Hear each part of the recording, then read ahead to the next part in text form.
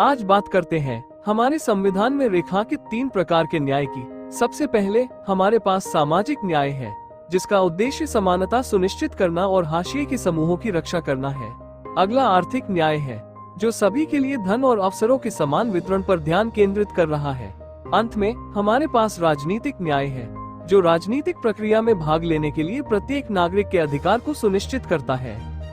मैंने एडवोकेट राघवेंद्र जी से बात की, जिन्होंने इस बात पर जोर दिया कि निष्पक्ष समाज के लिए ये सिद्धांत कितने मौलिक हैं। उनका मानना है कि सच्चा न्याय तभी प्राप्त किया जा सकता है जब तीनों प्रकार सामंजस्यपूर्ण रूप से एक साथ काम करें। संविधान में 3 प्रकार के न्याय का उल्लेख है। 1. सामाजिक न्याय, 2. आर्थिक न्याय, 3. राजनीतिक न्याय। 1. सामाजिक न्याय का मतलब सबको बराबरी व सम्मान पूर्वक जीने का अधिकार संविधान प्रदत्त रहे।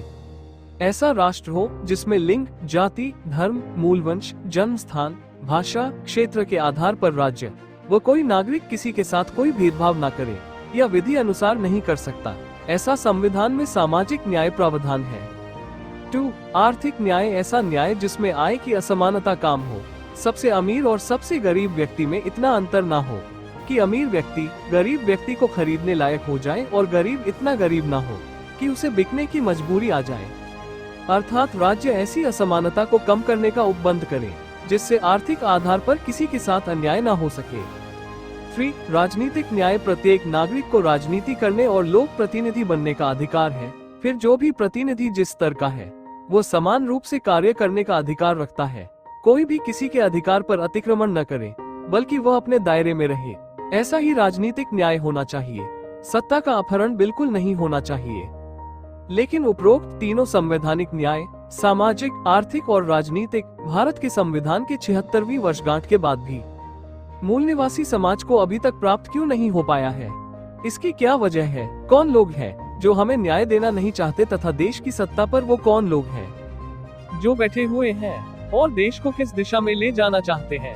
इस पर मूल निवासी समाज को विचार और चिंतन करना होगा। इसी बात का विश्लेषण करने के लिए समस्या और चुनौती विषय पर विचार संगोष्ठी किए जाने हेतु शेष नेतृत्व द्वारा भारत के प्रत्येक जिले में विचार संगोष्ठी का कार्यक्रम आयोजित किए जाने का दिशा निर्देश प्राप्त हुआ है। ज्यादा से ज्यादा BS4 यानी भारतीय संविधान सम्मान सुरक्षा संवर्धन का कार्यक्रम लगाकर मूल निवासी समाज को जागृत करने का अभियान चलाना होगा। धन्यवाद। जय भीम, जय मूल निवासी, जय संविधान, जय लोकतंत्र, जय विज्ञान, जय भारत, जय मंडल। लेखक और मिशन में आपका साथी 8. राघवेंद्र, मूल निवासी, प्रदेश कार्यकारिणी सदस्य, people's party of India, democratic, Madhya Pradesh. आपका क्या विचार है? कृपया कमेंट करें।